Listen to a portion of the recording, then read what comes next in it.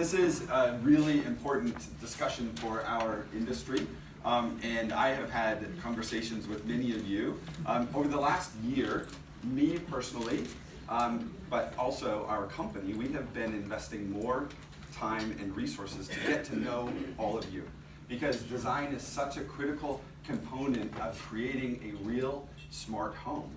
And you have all been so generous with your time and have done so much to educate us about your industry, what's important to you. And so thank you, and we will continue to barrage you with a lot of questions going forward. But that's also an invitation for you to do the same to us. And so please ask us any questions that you have about technology at any point. I have two wonderful associates back here with me, Danielle and Crystal. So if they're around here later, they are fabulous. And if you have any questions, you can come find me or Danielle or Crystal. And you can stop by our booth on the trade show floor to learn more as well. What I've heard from many designers as I've been having these conversations is like the first step is let's just learn about technology. Let's do an education around what are the possibilities, what can you do? And let's do it in a way that arms you to be successful with your clients, right? You are their professional, and you want to be able to give them real answers. I hope today I can give you some education on a smart home. There's so much, and that's okay, right? But hopefully this gives you a way to approach, all the technology out there and begin to have conversations with your clients and help educate them. One of the things that we speak about a lot is the trend out there that there are so many connected devices coming into homes today. And I'm sure that in your work, you have encountered those homes where you've done just a gorgeous kitchen, just incredible, and then they come home and they bring a black box, like maybe an Alexa, and sit it on the counter, right? And there's a cord going all over the kitchen, and it just ruins that aesthetic, right? That is growing. There's only going to be more of that, right? By the end of this year, next year, there will be 12.8 billion smart devices in homes. Usually when you hear a crazy number like that, it's businesses and it's commercial and it's enterprise. No, that's within homes. And actually, almost half of US households now have a smart device. And the crazy thing is that just in the last 3 years, 30% of those homes added a device. So it is really quickly gaining traction and really becoming a part of everyone's lives. But the problem with technology is that our homeowners, just like they want professionals to help them with where they live and where they spend their time, homeowners also want professionals. They may not know it quite yet. Many of them are beginning to understand that they want professionals with technology too. And this example, if you remember, back in the VCR days, when they had this great feature to show a clock, and yet you go in and everyone's just said 12 a.m. and just was blinking, right? That is approachable technology. It's easy technology, but they didn't take the time to do it, right? And the same is actually true with smart home. And the stakes are actually getting higher than just a blinky on the VCR. Because when you bring in a smart device and connect it to the internet or to your network, right, there are other people that can come in and connect to that device. And if you haven't set it up properly, you expose yourself to security risks or privacy risks or those other things. So it is actually very important for homeowners to have a professional that they can lean on to keep their family safe, right? Their home is their castle, and they want to keep prying eyes out and keep the whole family safe. And that is our role as professionals jointly to help make sure our customers are safe and secure and they get everything that they want. Because everything in the home will be connected.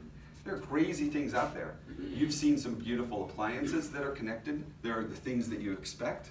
But then there are crazy things like the connected salt and pepper shaker.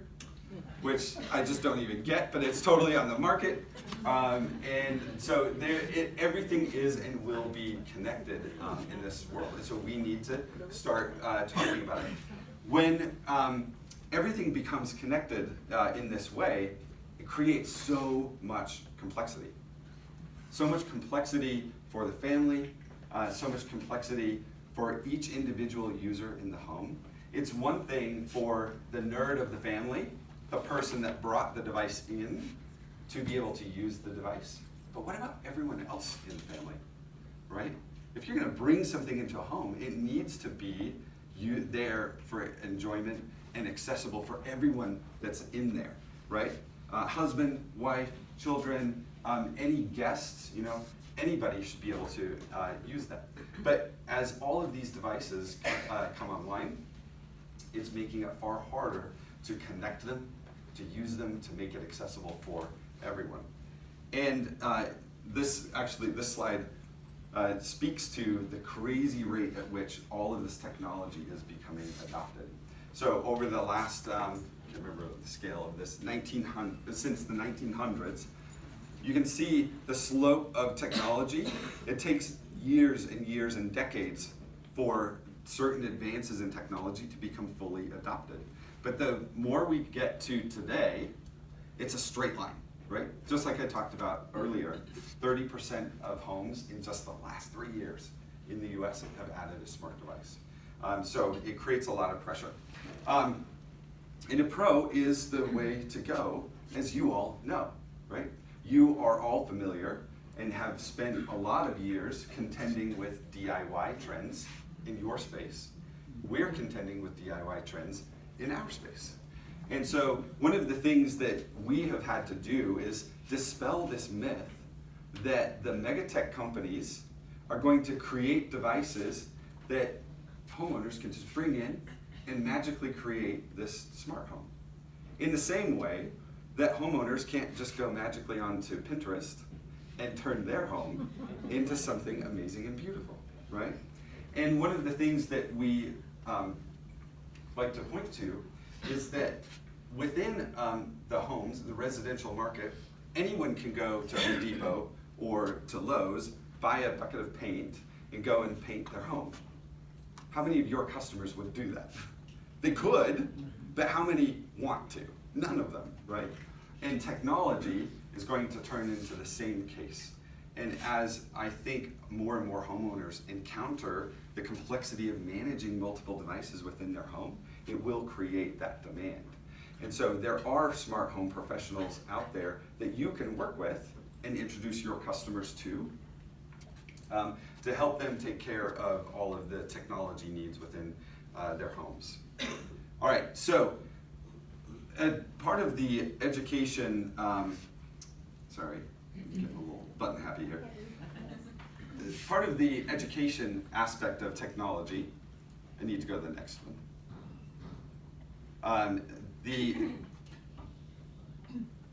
Is it just catching up now? All right, thanks. Part of the educational aspect of technology, what I hope to accomplish with you today, is to create a framework or a way to approach what's happening within the home today. Sorry, that was an investor slide. This is the interesting one, more interesting one. So that you can have an educated conversation with your client about what they want from technology.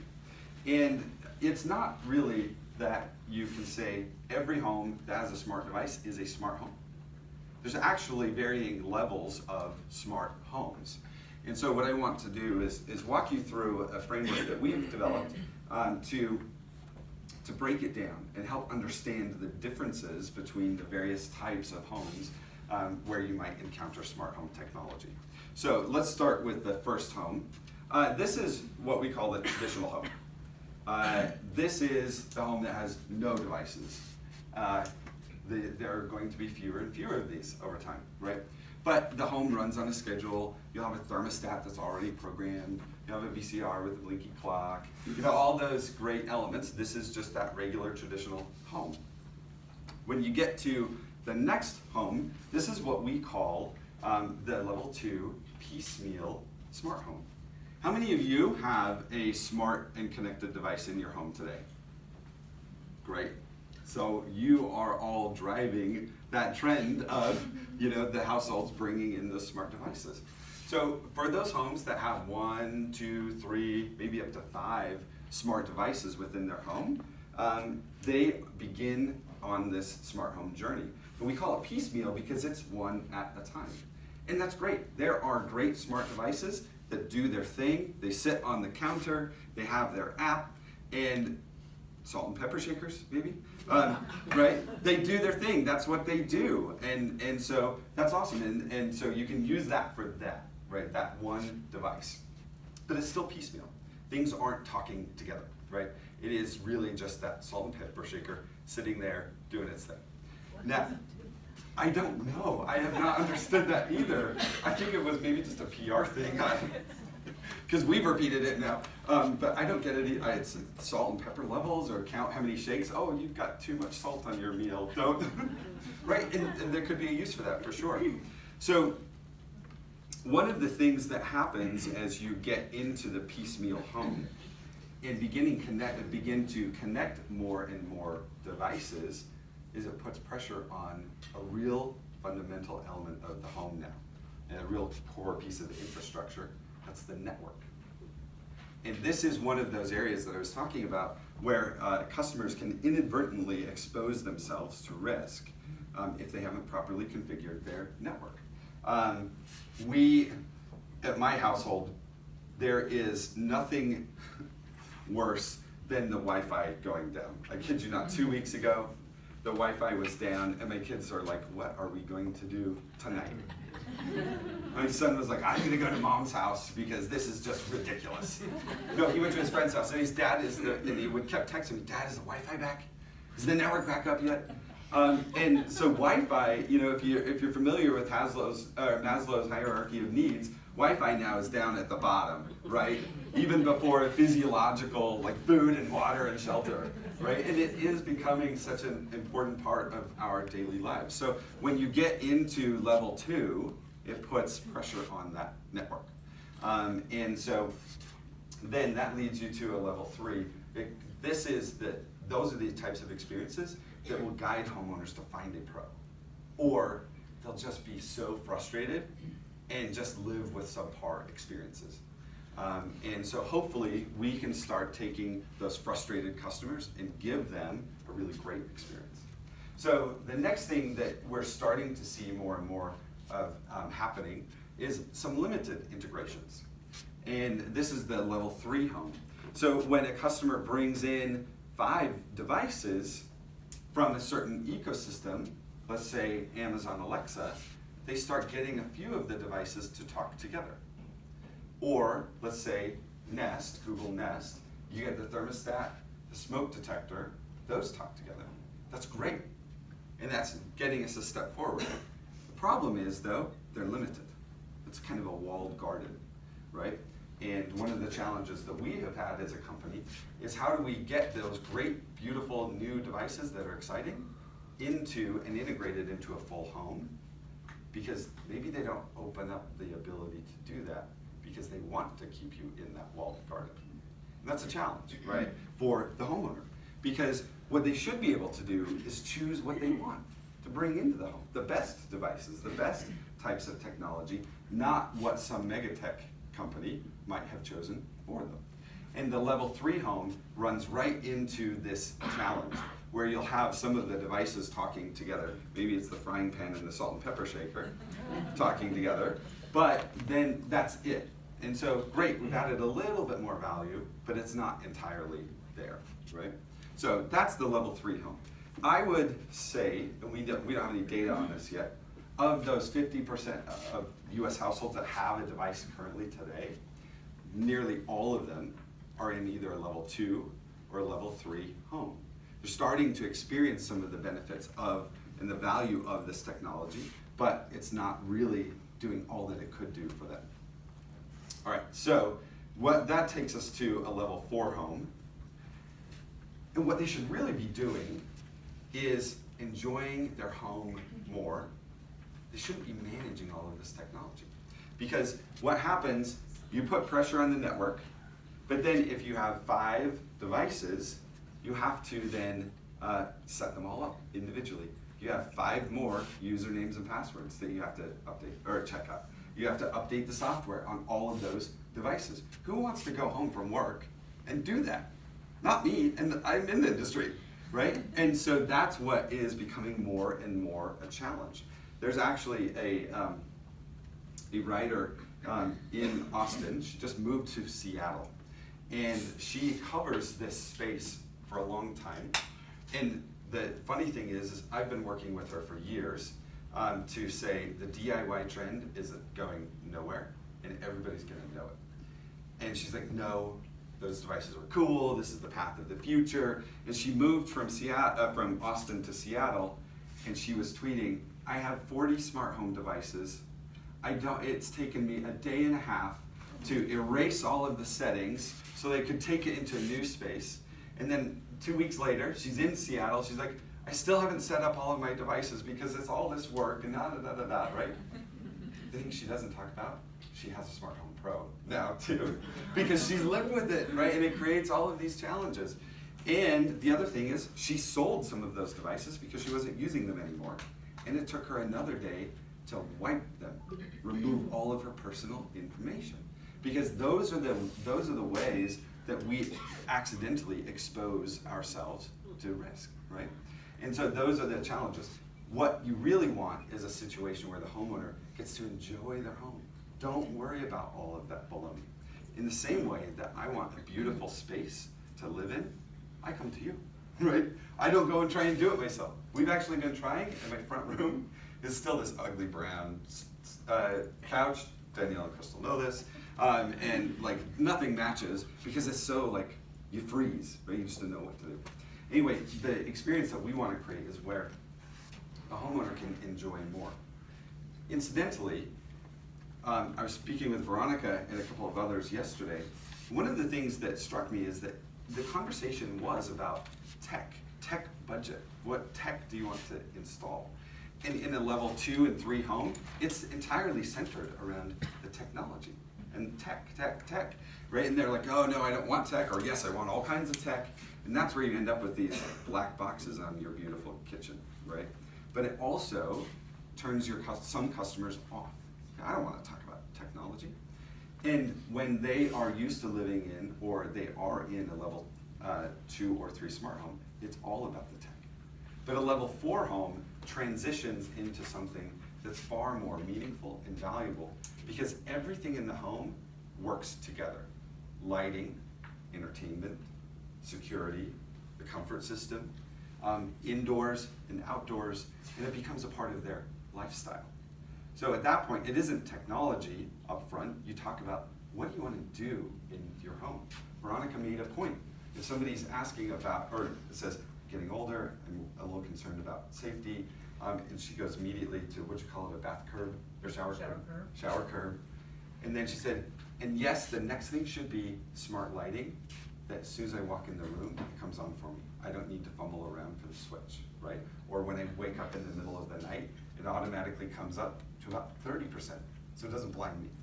Those are lifestyle experiences, and that's only available when you get to the level 4 smart home, where everything is pulled together.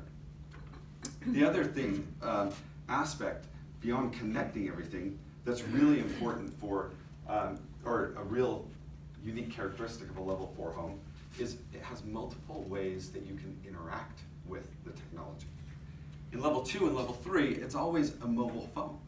Usually the nerd's mobile phone, not the whole family's. But a level 4 home gives you multiple ways to easily interact and use the technology, which is a bad word, right? Like the motion sensors, like voice control, like a touch screen as you walk in, or a keypad that replaces your light switches. Because we're all trained to walk into a dark room and do this, right?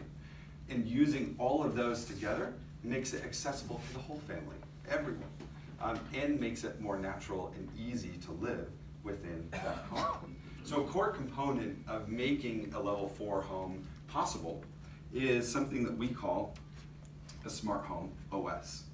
We're familiar with operating systems on our mobile phones, on our computers, and if we take a moment to get super geeky, what those things do is there are lots of little pieces of technology in our computers, in our mobile phones. For instance, on a computer, you'll have a network card, you'll have a hard drive, you'll have a processor. All of those are individual components that the smart home or the operating system makes it so you can use them. You can do something productive with them. A smart home OS does the same thing for the home. It ties everything together and it powers all of those interfaces so that you can interact with it. And it's only when you get devices that work together that you can create those lifestyle experiences that are really what your homeowners or your customers are interested in. So I mentioned before, one of the key characteristics of the level 4 home is that it cuts across all of the subsystems, the important parts of your home, right? It's just home life, lighting, security, comfort, and entertainment. And then all of the various interfaces so that you can interact with it easily. Today, and I hadn't looked at this for a while, today in a Control 4 home, 37,000 times someone will use Alexa to turn on a light or turn off a light or to activate a scene. And it's such a great, convenient way to interact with your home. And it's awesome, it's cool to see that type of an adoption of one of those technologies. But you can't have voice control alone. It just won't work. It's great while you're cooking, your hands are free, or you're walking in with an armful of groceries. Or if you're in bed by yourself and you want to adjust the thermostat, all good. But if your spouse is asleep in the bed next to you, it doesn't work. Or if you're trying to watch TV and no one can agree on the show and you're shouting over each other to choose the right movie or the right TV station, it doesn't work.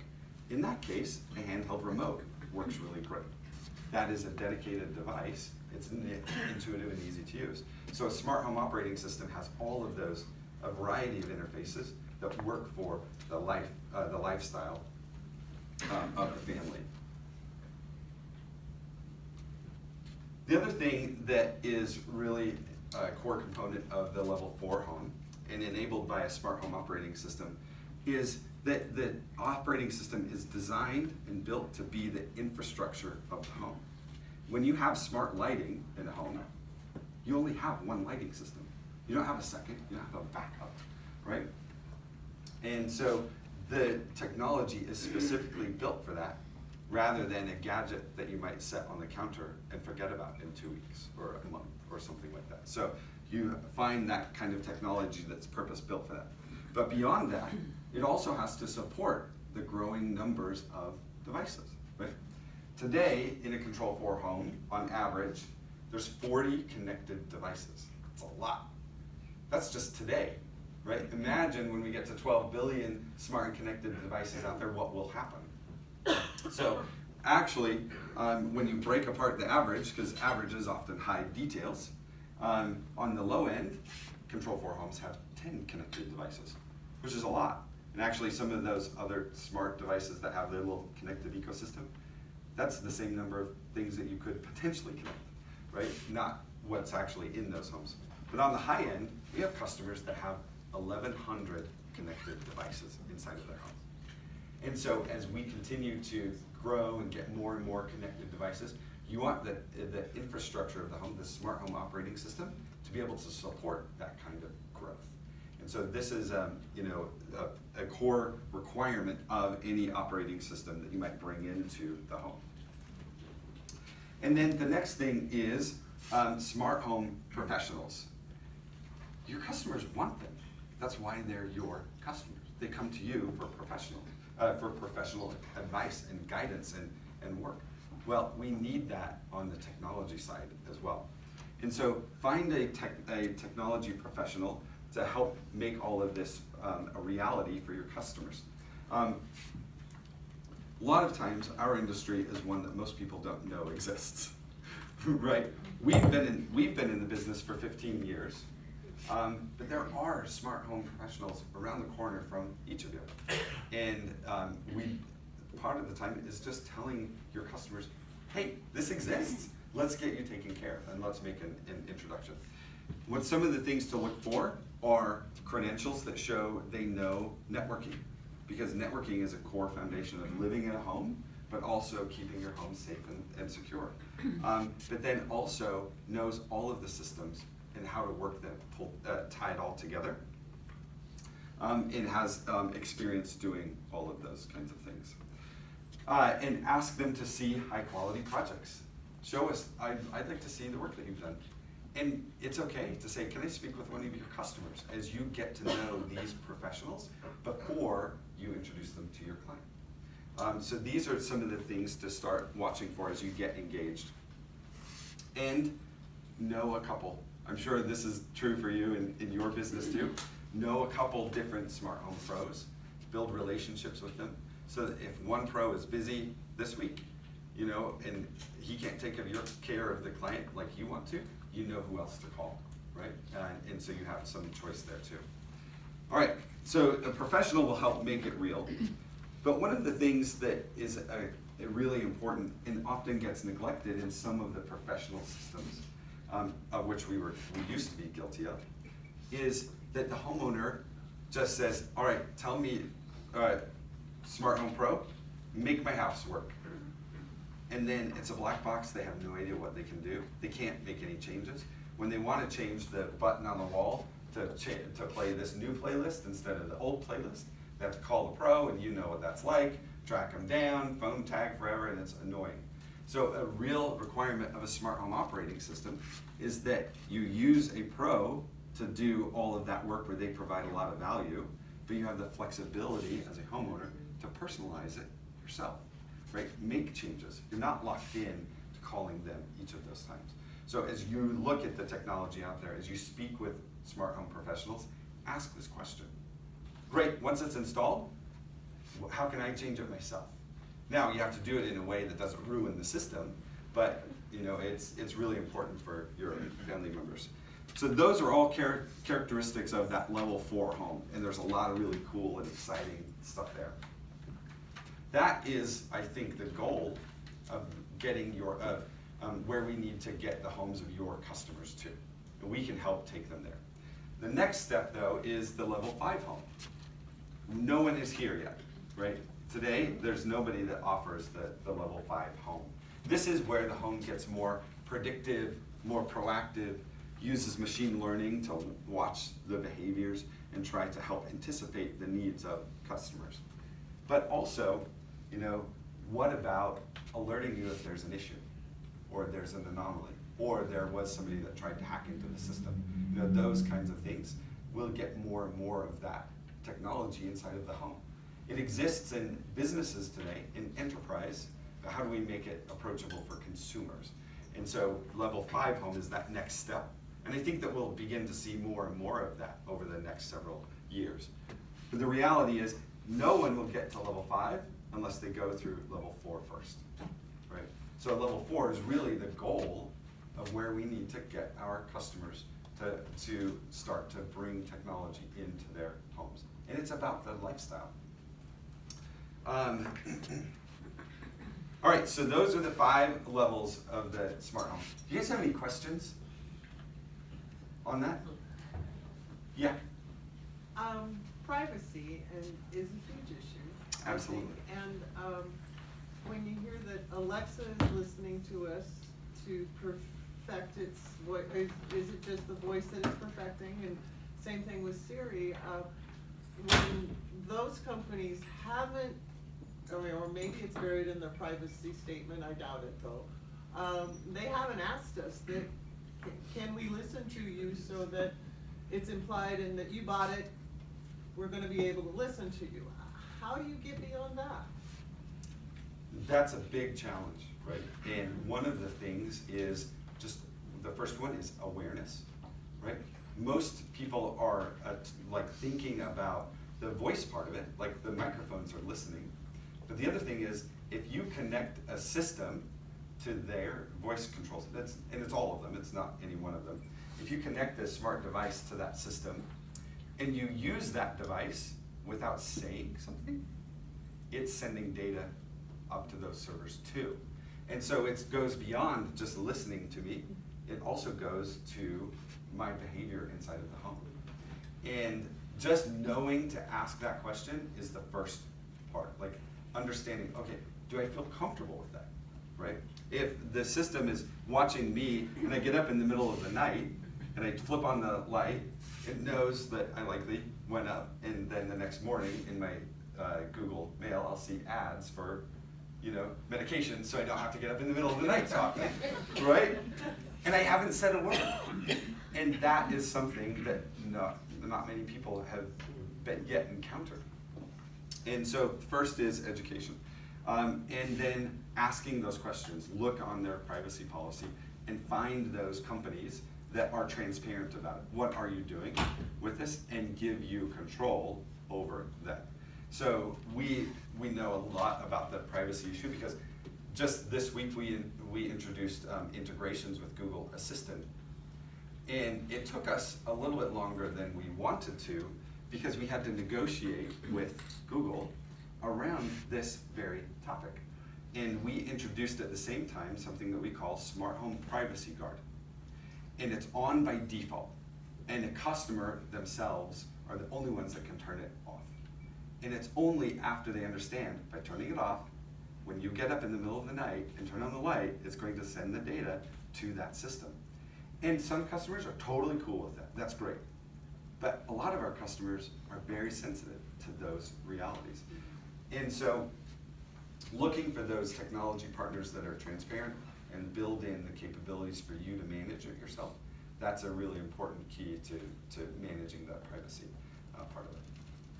What else? Any other questions about 1 through 5? I have a question. I'm not sure if I'm going to explain this right, but you have all the devices that go and put pressure on your network.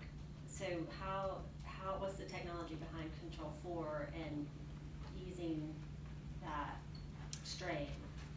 Yeah, so that's a really, really good question. So I'll get a little geeky, but within Control 4, and I think maybe we should add this to the deck too, is to make a level 4 home, you actually need multiple ways of connecting with the various devices. Network is a primary one, and it's a big one. But like lighting, for instance, uses a wireless protocol called Zigbee, and it's more of a RF frequency, and it's not actually on the network.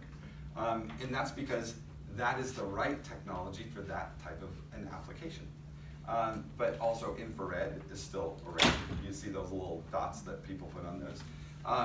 Serial control, where it's just like triggering that. We support all of those protocols, just because particular devices are going to lean to the best one. So that's one, is that kind of spread it out so it's not just on the network. The second is use the right kind of equipment. And the networking equipment that you can just go down to the store and buy, and in fact you can buy them at grocery stores now. It's crazy that you would buy a router or a wireless network from the grocery store. But those kinds of consumer tech, that's not great technology. And so you need the right stuff that has the right level of performance. And then the third is configure it well. And that's what the smart home professional can do to give you that kind of the appropriate performance. Does that help? Yes. How feasible is it to take an existing home, like if you're just doing a remodel, and get it to level 4? My home was an existing home.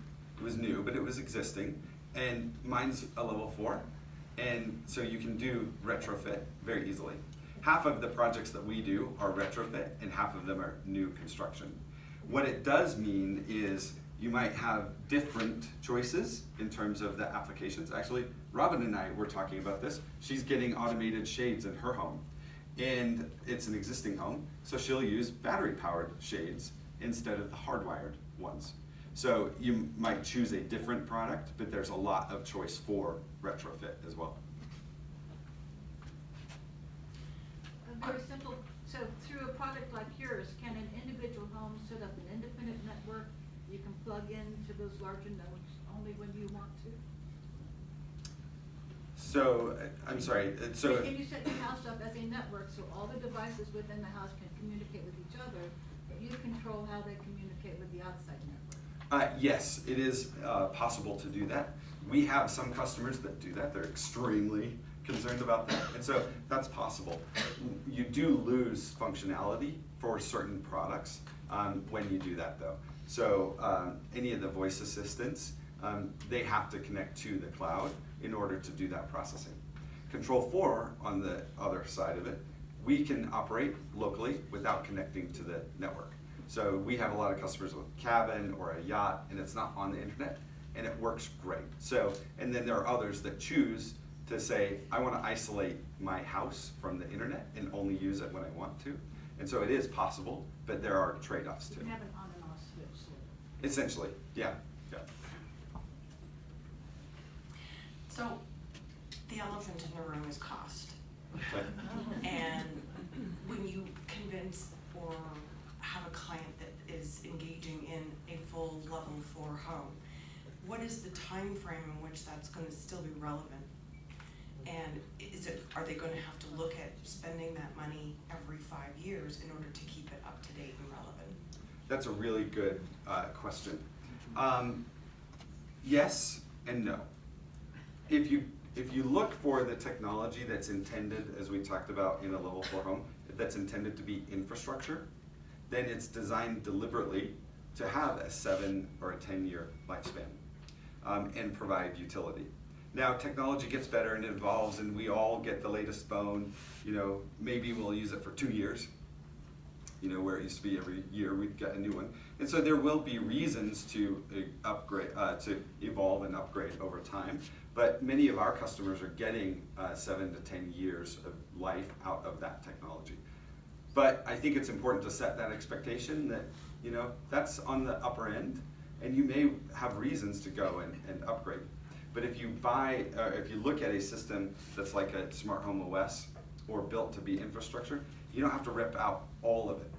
You can just replace certain components of that. And so I think that's an important part of looking for the right technology partner, is that in that evolution. Is it relevant for 7 to 10 years? Can I upgrade pieces, or must I rip out the whole system and upgrade all of it? There are platforms out there that we don't like a lot that do force their customer, if you want to go to the next version of our operating system, you need all new hardware. It's not great. It's not a good experience. And so asking those kinds of questions will help identify the right Well, partner. and if you've got the longevity, it's going to be an easier integration for somebody that wants to embrace this. Yeah, that's right. For sure. Absolutely. How would you say that smart home, like a level 4, does with like being green and yeah, Sustainable, yeah. yeah, sustainable, everything like that. I think, or I would say, wager, you can't actually get a smart home that's actually contributing on the sustainability until you get a level 4 home. Because all of this stuff needs to be working together so that you can achieve that sustainability. So it is required to get to that point. That's a part of it. The bad side of our industry is that we are not contributing well yet to the sustainability, because all of our little devices, they still draw power. And so we need to figure out how can we draw power off the grid, with solar. And we have a lot of customers that are doing that kind of a thing. But if you want sustainability to say, I want my shades to come down and keep the home cool before my HVAC system turns on, you can only get that with a level 4 home by making those systems talk together. Or when I turn on the lights in the middle of the day, it's way brighter, right? But in the evening, automatically dim it. That reduces the amount of power draw, but that's also a better, more healthy way to live. And you can only do that when all of the things are talking together and working in an orchestrated way. Cost, back to the cost question. You said that the company's been around for 15 years. In the last 10 years, would you say that the costs have, is it like our computers, is it getting less expensive? In many aspects, yes. In other aspects, no. And what you trade at the same price tag, you just get better hardware. But we have taken it so that it is more approachable. And even 6 years ago, you would have probably had to make about $250,000 or $300,000 a year in household income to even consider a small piece of technology. Today, Control 4 has come down, not just us, but others too, down to the point where we're targeting households that have about $150,000 of household income. You can get started at $1,000, which is a pretty good experience, but at about $5,000, you can start getting lighting throughout your home in those kinds of experiences. But one of the things that we had as a takeaway from our chat yesterday is, how can we arm you with better tools to be able to give a good estimate for cost of various types of systems, right? We actually met with a partner that has built out a calculator that you could use potentially with a customer after you've asked them about what they want to achieve from a lifestyle perspective. You can say, oh, well, this way would be this way would be that. So we have some work to do to help demystify the cost thing. But it has come down so more households can get it. I would say, well, half of our customers spend about $7,000.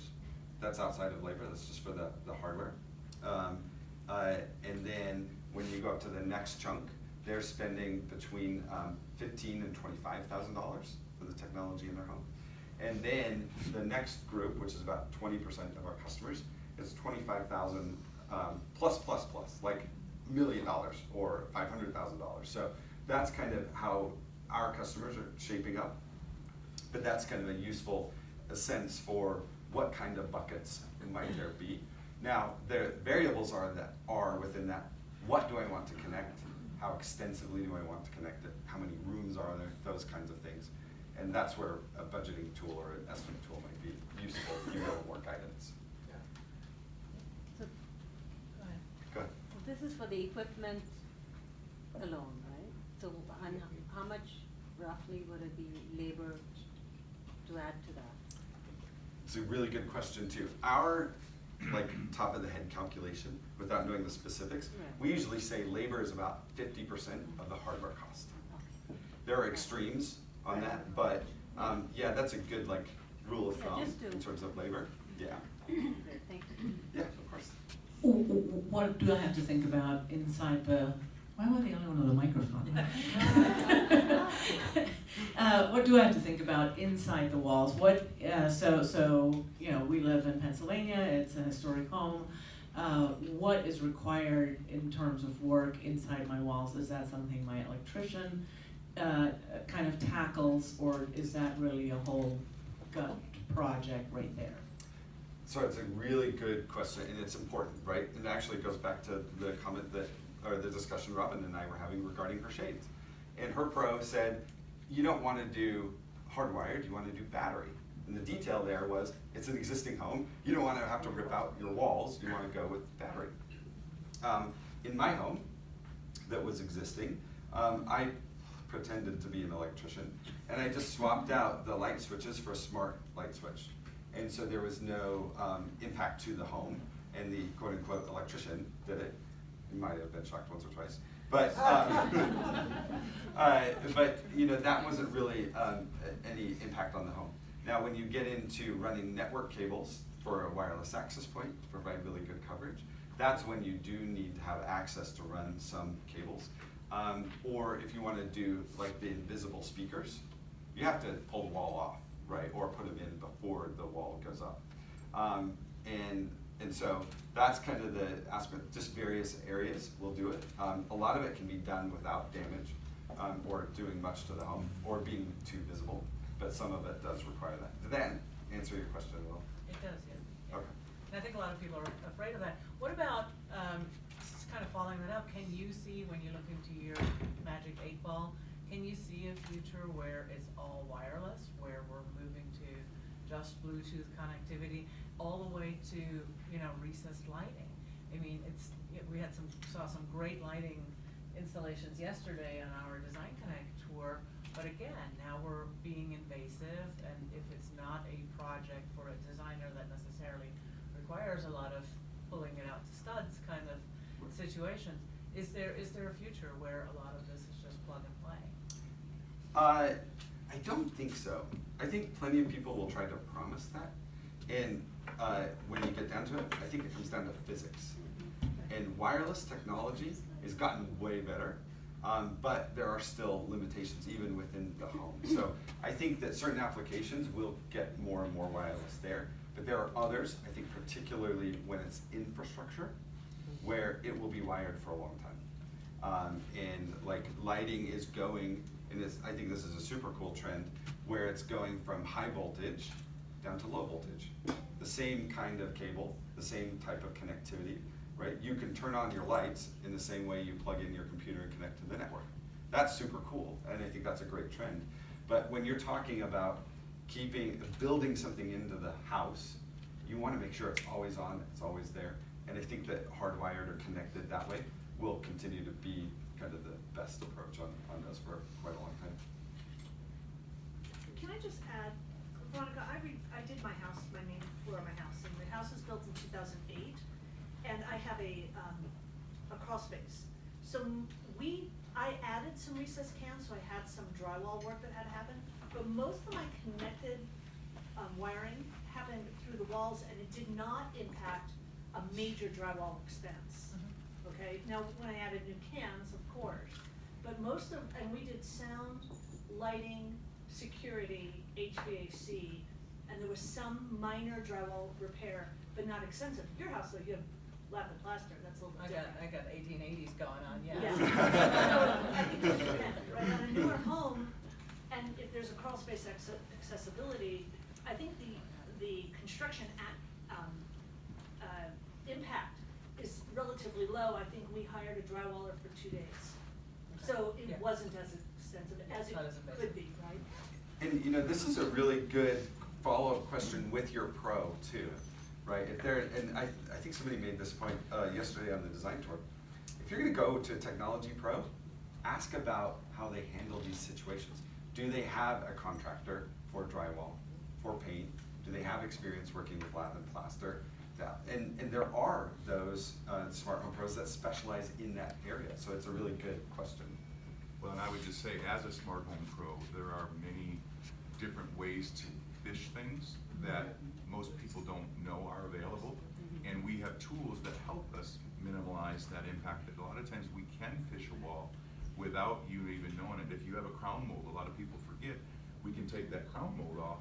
That gives us a path, and now we can put that back up, and we have very minimal impact on the space. So if there's a crawl space, if there's an attic space, I don't crawl up in attics as much anymore, but I have some guys that are very talented at that. So there are ways to do that for an existing home, and so that's where a smart home pro has that expertise and Yeah. the tools to kind of make that happen. Exactly, and ask them about it. I saw a frustrated customer, rightly so, communication that came into the company. I think it was through social or something, I don't remember how I saw it, but the pro came in and made these holes, right? And then had some cut-ups on the drywall, and then said to the customer, go find a drywall contractor to solve it, right? And I was like, oh my gosh, you gotta fire that dealer, get him out of here, right?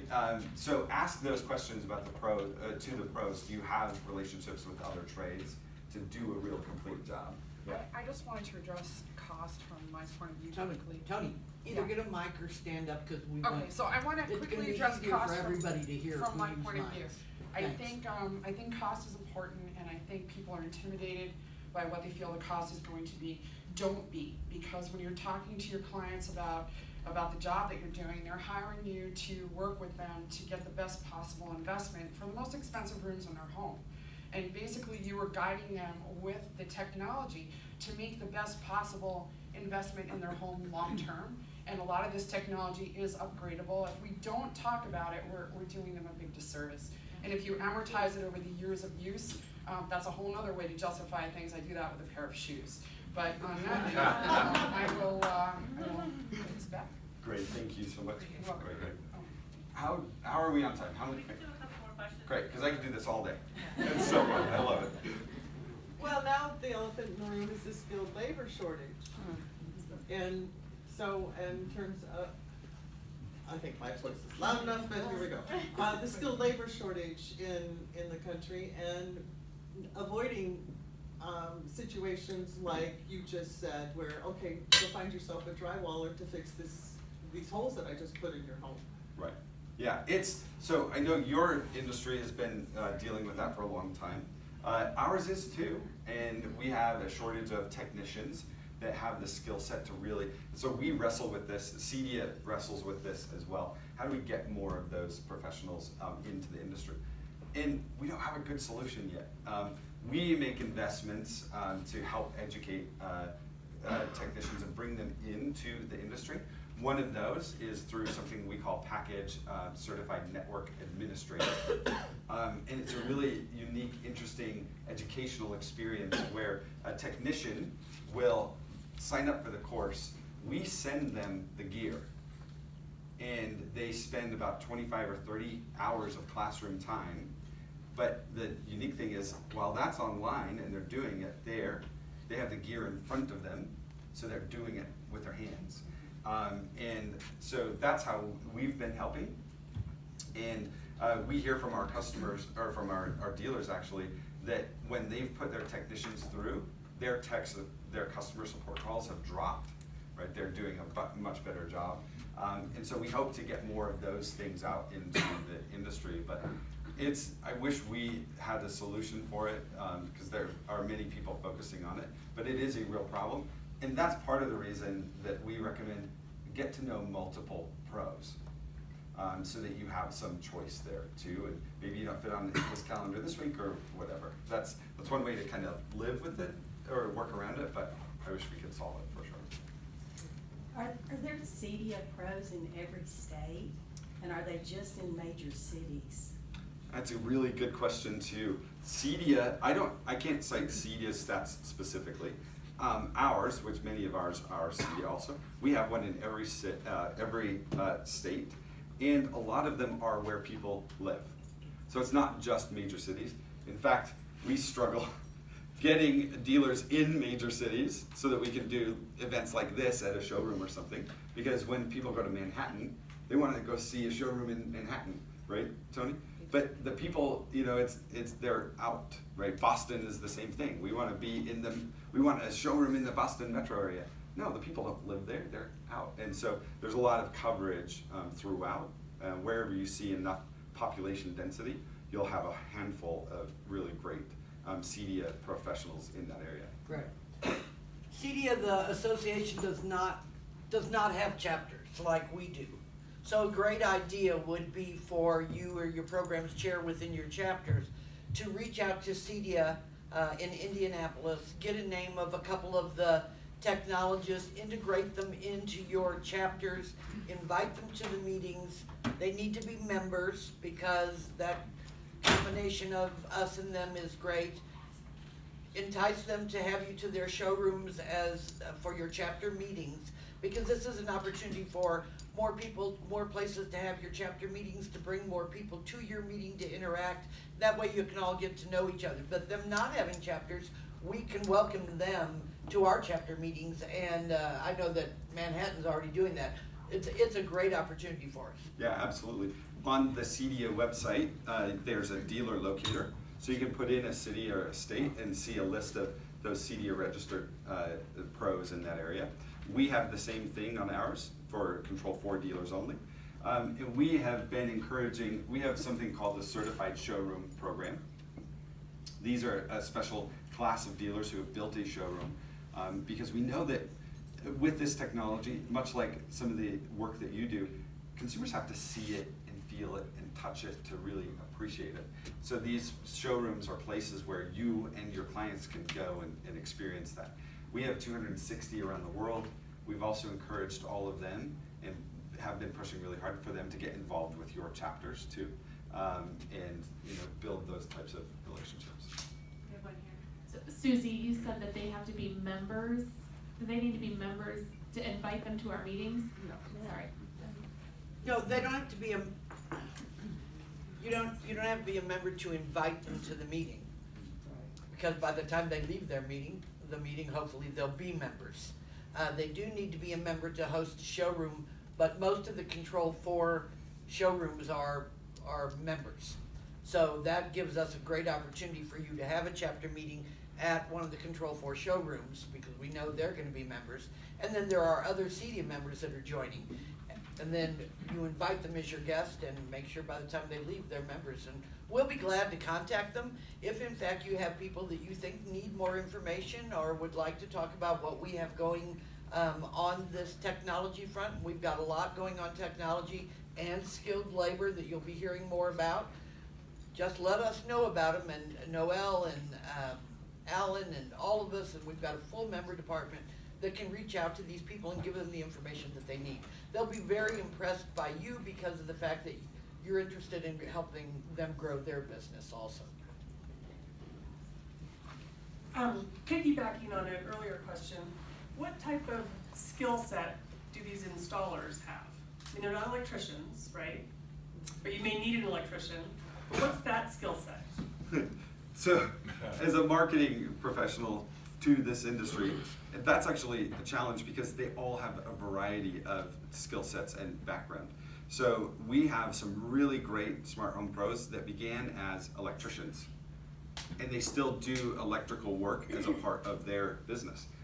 We also have some that are just total audiophiles. They started their career or their business in the hi-fi days when everybody wanted just these incredible speakers, and so they had an audio background, and this industry's actually pulled them into technology and networking. But then we also have professionals that have networking backgrounds, maybe corporate IT experience, and then they're getting pulled in to do this type of work, and they contract electrical work with others. So it's all kinds of industries have fed us into this pool of smart home professionals. So I know it's not an easy answer, but Yeah, and I guess I was really, you know, it's a good answer. And then I was kind of thinking, like, how do we, as we're looking at younger kids and things, like, what kind of skills, like what are we looking for to bring people in for those jobs? right. Like, what kind of things can we pull from? Networking experience is going to be so important going forward. And so if you're going to encourage anybody, tell them go get a foundation in networking. If you're talking to a pro, ask them, what's your experience with networking?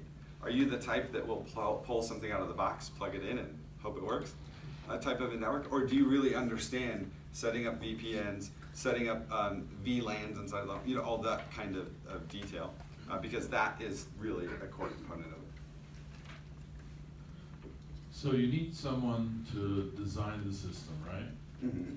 Then you need someone to run the wire. Then you need someone who has enough IT experience to put all this together, right? Yep. And the last component would be someone to make it look pretty. Yeah. Right, so you need 4 different skill sets. And what type of space do you need in a showroom to show a modest Control 4 program? So that's a good question. And you just hit on the complexity of technology, right? You have to have all of those different skill sets and trades. And many of our dealers, they do all of that, or they partner to go get all those skill sets.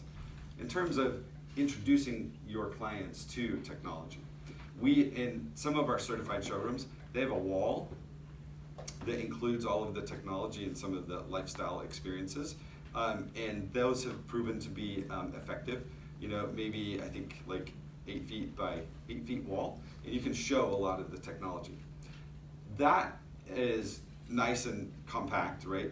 But what the challenge with that is that it puts the focus on the technology instead of the lifestyle.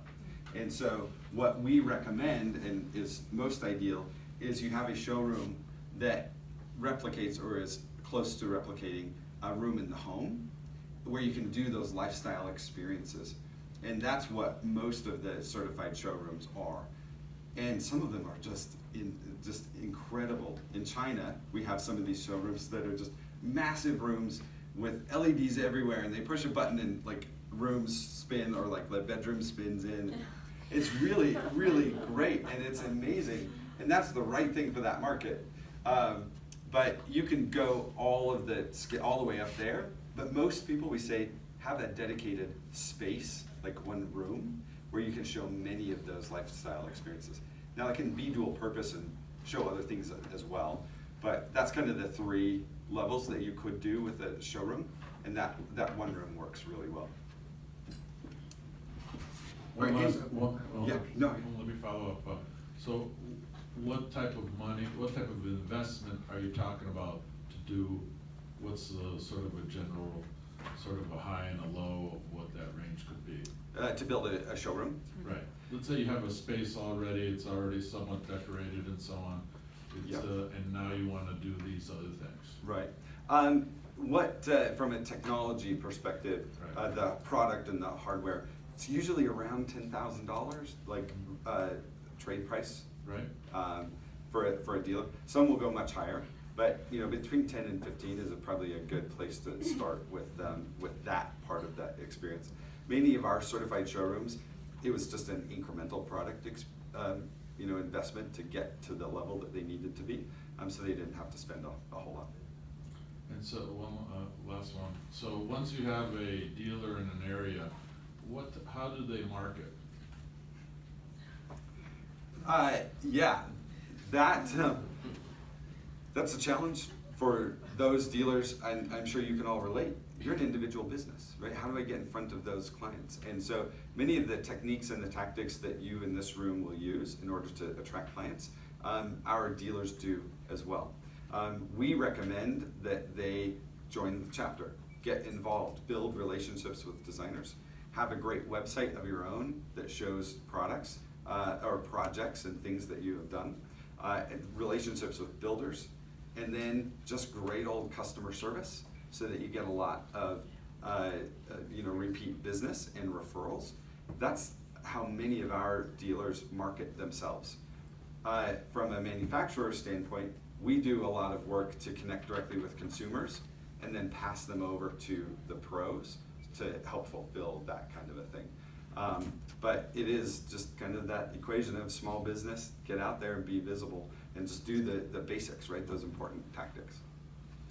One thing I wanted to add to the gentleman's comments were, I'm specifically in Manhattan, and any of the trades going into a building have to have appropriate licenses, like an electrician has to have a license, the plumber, Right. et cetera, before they even touch anything in the building. So does a technologist or a dealer, in my case, I think they would have to be licensed to even work and do anything on the job. So is that something that you guys are taking into consideration? So everybody, we're talking about, electricians, et cetera, which is the different trades. So, when you're combining everybody knows that when you combine everybody together, the plumber and electrician, you have to you have to put on your counselor hat and put everybody together, buy everybody coffee, and make everybody hug each other and get the job done. Yeah. So, is that something that you guys are taking into consideration? Sure. I think that's something we have to look out for as well. Let's bring it up. No, I think that's a really great point. I think that the real strong benefit of going with a local smart home pro, any pro working in Manhattan is going to be acutely aware of that challenge, right, and those needs. And so from a technology perspective, there aren't any special regulations, but that's why we don't do the work ourselves. Because if we were out selling directly to a customer and installing, we might miss that step and create problems in Manhattan because those things are different than others. But when you find a smart home pro that's done projects in Manhattan, they'll know all about that and ask them, right? Ask that question. Like, how do you negotiate? How do you schedule? How do you make sure all the trades line up so we can get this thing done? And what's that timeline? And when you find a good one, he'll have all those right answers. So my understanding that most of the CDO pros are the people who are putting us together with gear, but they actually don't have their own staff to do the installation. We have to know an electrician who understands how to put it together? Nope. No, they will do all of that. They'll take care of all of that, most of them, right? And just like in your industry, individual businesses might do things a little bit differently, but by and large, all of them will do the work to get it installed. Many of them have the staff themselves. Many of them will partner, like say, I'll do all the IT and the audio, video, and stuff, but I need a good electrical partner, right? So we see many of those relationships, but they'll broker that. They'll make sure that gets done for you, so you don't need to manage any of that Yeah, so I complexity. looked up in my area, there's no CDA pros. I know there's a lot of good people who do work in that area, but they're not C. Yes, That's not true. I just looked it up. I just looked it up on the Where website. are you based? Portland, Oregon. Portland. I just put it in and I asked specific questions, just like it says. So is that somebody's not connected well as far as on the website, so that we get connected with, Molly recommended someone to me for one of my projects, but they are not listed on your website. On our website or the Yeah, CDA one? on the CDA website. Right. I think one of the industry challenges that we have, you all value and see the benefit in associations like NKBA, right? You're investing time to come here and you get that value. Many pros have not yet seen that value in CDA, and CDA is changing that. Until you do and you pay your dues, you're not going to show up on the CDA website. And so we have work as a manufacturer to get more of those pros on the website. So that shows. And that's where our associations can work together. That's right, yeah. And so Giles will be here later. CEDA's done a lot of work to help that. But the point is that the number on that site is underreporting the pros that are in that area. And so sometimes you have to lean on a manufacturer to identify some of the pros rather than the industry. I want to say something really quick in the back. Danielle, I'm with Brad, who Control 4, and I just wanted to say, to the point that Susie made earlier, that bring Control 4 and CDA pros to your chapter events. If any of you would like to have this event or this presentation come to your chapter, please reach out to maybe Alan or another NKBA person to get connected with us, and we can have this come to your chapter and see you accredited, and then we can bring professionals with us to your chapter that are local to your area to help do some more introductions. Part of the work that's going on behind the scenes, everybody, hi, I'm Alan Dove from NKBA. I work closely with, surely my voice doesn't need that. So, working closely behind the scenes, particularly with Danielle in this particular case. Brad mentioned that they have 240 some odd showrooms, certified showrooms in their world. And what we have done is work closely, Danielle and I, to help bring these new technologists, these CDA people that are in their fold into our world. And that, this part of this program is exactly what that's all about. We currently have 14 branches of those 240 some odd branches that are now associate members within our organization. So you can see that we're only scratching the surface, but I did a quick look here, and we're in the four corners of the U.S. We've got Texas, we've got California, we've got New Jersey, we've got New York. We're starting to get some footprints in and around the area. So encourage, again, the interaction and the integration with your locals to get them involved and to see the value of what this brings to the table. It's totally a two-way street. Yeah. So. I would also say, I think, I realize Robin says there's people in our area. I think knowing that they're on a website brings credibility not only to us, but to them and the homeowners. Homeowners invest a lot of money in their homes. It's a huge investment. And they're leery of just bringing somebody in. You hear bad stories about people connecting with the wrong people, and then it turns into a nightmare for them, and it's their home. That's right. So that's where I think it brings huge credibility and a liability to us when we're bringing somebody in and they don't have something that backs what they say that they're doing like we do. Right. I They're totally trusting agree. us all as professionals. Yep, that's right, absolutely. And that's why we're pushing many of them to get involved, at the CDA level. And we'll support and you on here. that. Yes, that's great, and we appreciate that. We, on our website, we have a dealer locator. We actually have 7,000 pros around the world. We just have a special layer of certified showrooms that's about 260. When you do a local search in say Portland or whatever, if they're a CDA member, we show a CDA logo too.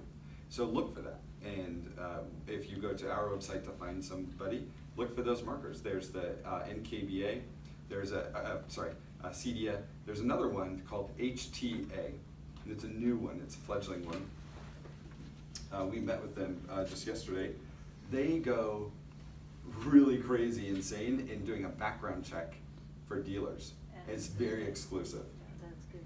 And they do all kinds of like invasive questions about their business and their customers, and the association spends time calling their customers and validating all of that. And that's a flag that you would see on our dealer locator too. It's another mark that you can use to see, is this a real business? Are they doing a great job? Or Well, are they especially when flagging you're it? doing high-profile people. Totally, that's right. What's HTA stand for? We have time for one more question. One more, thank you. One more quick question. Okay, great. HTA, what's it stand for? Home Technology Association? Yes. All right, thank you all for being so generous with your time and coming. Please find us, email us, I should have put my email up there, or Danielle, and I have a card too. Stop by the booth, stop by our website, call Smart Home Pro. Thank you for spending the time to learn about technology. We're excited about the partnership and what we're all doing together.